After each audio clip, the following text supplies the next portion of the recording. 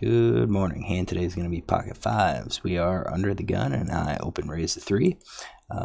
That's just, it's a threshold. Typical range doesn't include fives.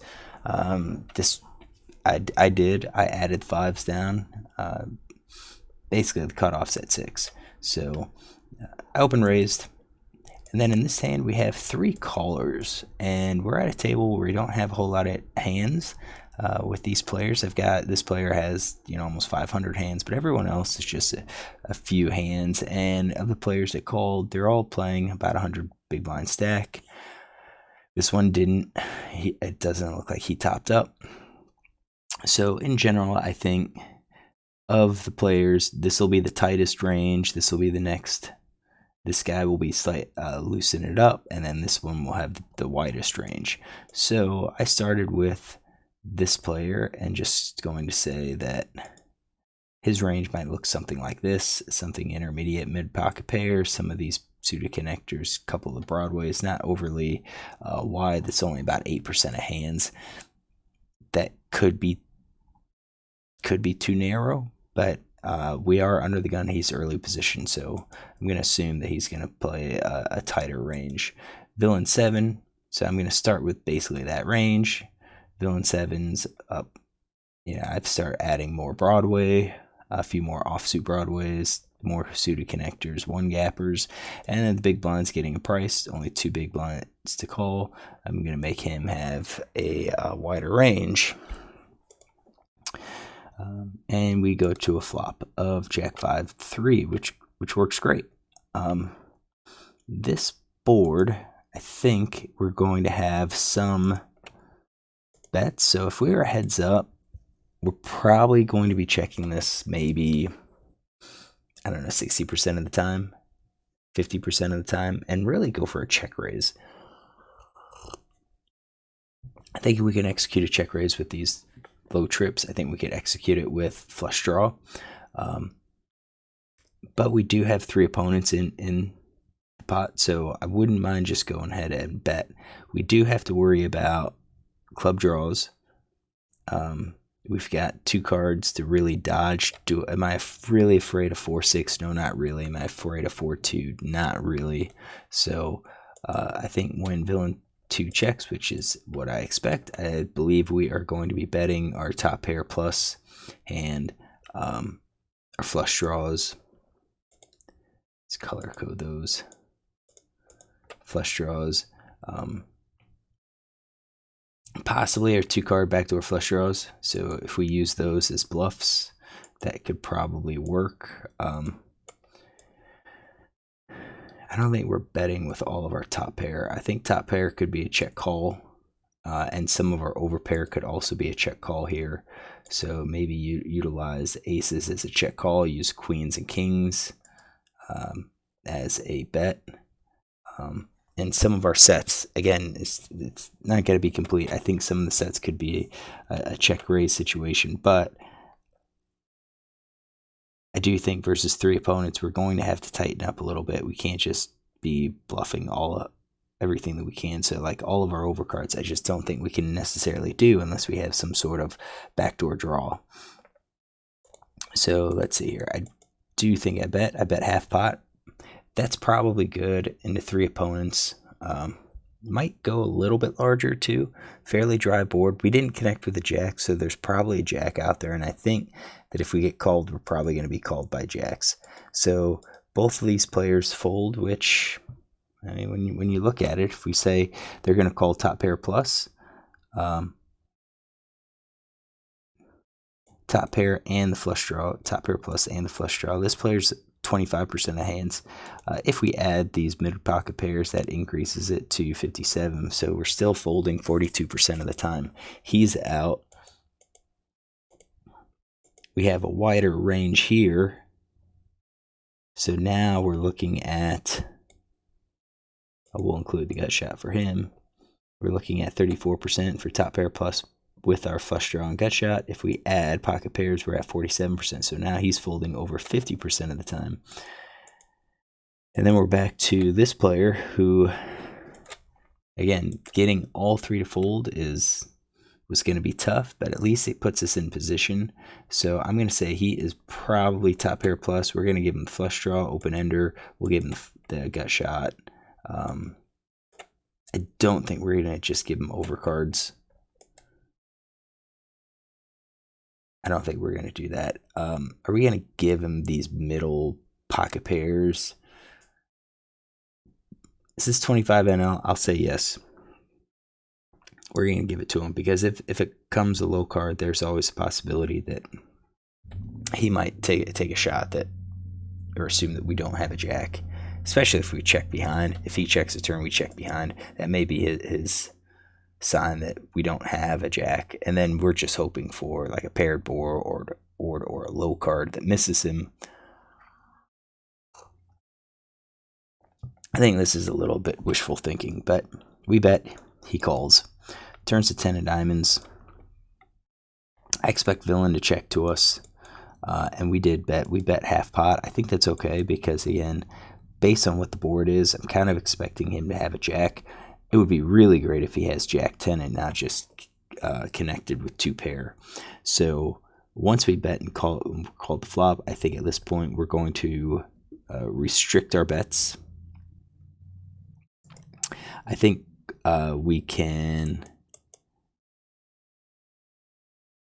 We've got a lot of hands. This is gonna be a lot of hands.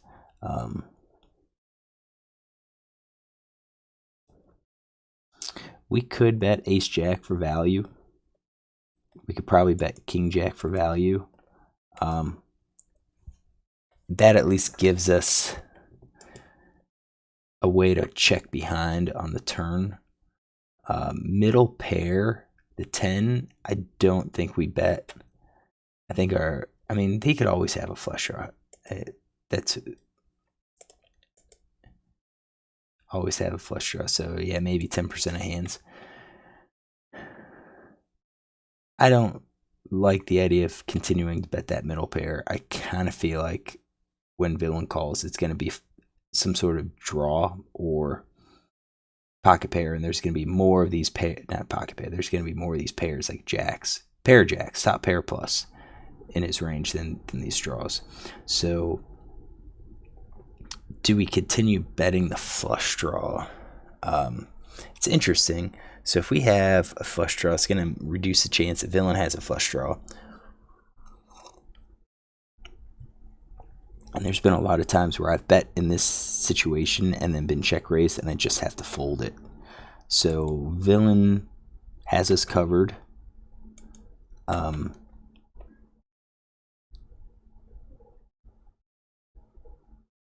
I think if we bet these and get raised, we're going to probably have to fold some of those. Two pair, we don't set. A two pair, we could consider it. I think if we have two pair, it's going to make it. I think we're going to have to think villain might have two pair or set. I would say if we add flush draw and open ender,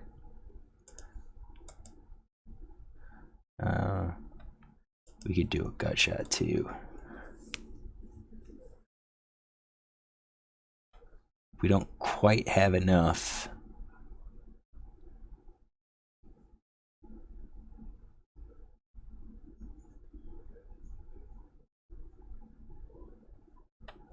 Yeah, we don't quite have enough bluffs to kind of offset it, but I think we can continue betting here.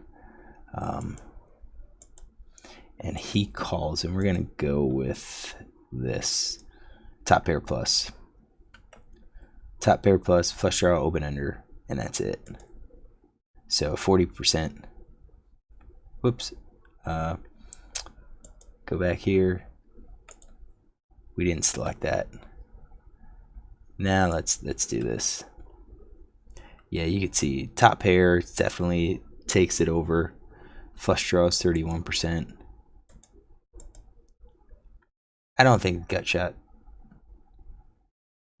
but 75%. We're getting 25% fold, so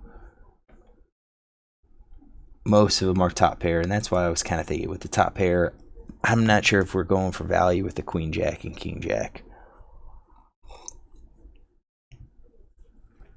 In any case, we bet he called. River's queen, just the runouts. Do I think he has ace king? No, but I do think he has two pair at this point.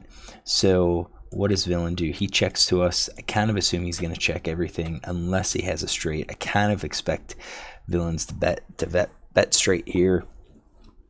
I think his set is continuing. I think his set, we might have woken up. I guess we could go back here. Kind of expect a set to raise at this point, like check raise. We'll leave him in here because I think some people like to see what happens on the turn. So I think if they have a set, they're going to check raise with the set, and then if they have two pair, they could also possibly check raise in this case. So now we're talking about heavily top pair. I think that's probably more likely. And now the queen. Now I think he leads the straight, and that leaves two pair, top pair. Two pair could lead too, but I think overall, once he checks, we're looking at it like a, jacks plus. Does he call if we bet? And that's the question. I think he calls top pair, two pair, and maybe even the middle pair, like the ace jack, king jack, jack 9, jack 8. Maybe even those. If we get rid of that, we're looking at he's calling 18% of hands. We're going for value. We beat, I think, pretty much everything that he has. So I do think we bet. I bet 15, which was a little less than a third pot. I'm not sure if that's good. Maybe I should have gone half pot, but smaller size, maybe grab this call. I don't think we're necessarily going to be betting top pair in this case. Maybe ace queen for value.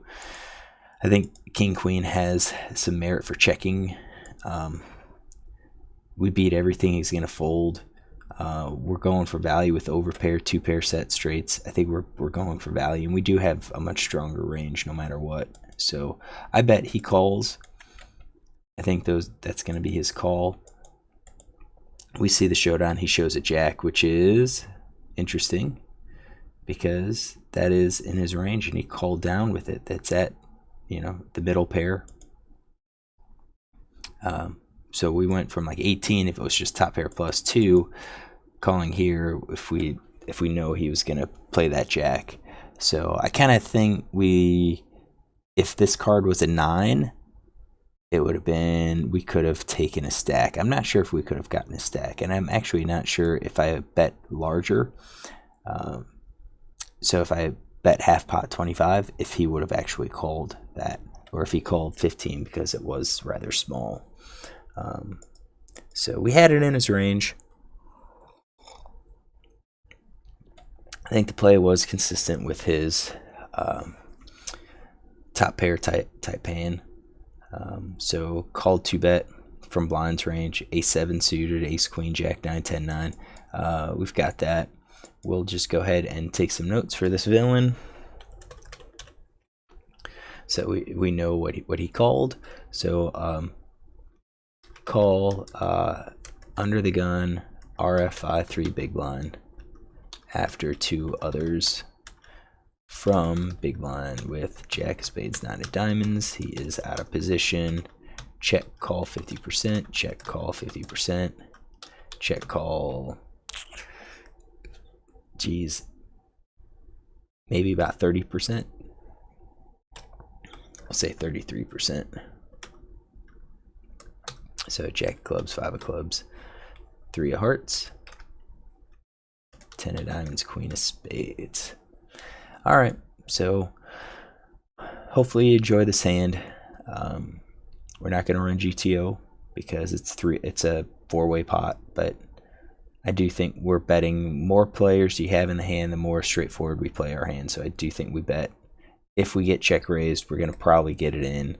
If we lose to trip jacks, we lose to trip jacks. Chances are diminished because no one 3-bet, but jacks doesn't always get 3-bet. All right, hopefully you enjoy this hand. If you do, look tomorrow for another one.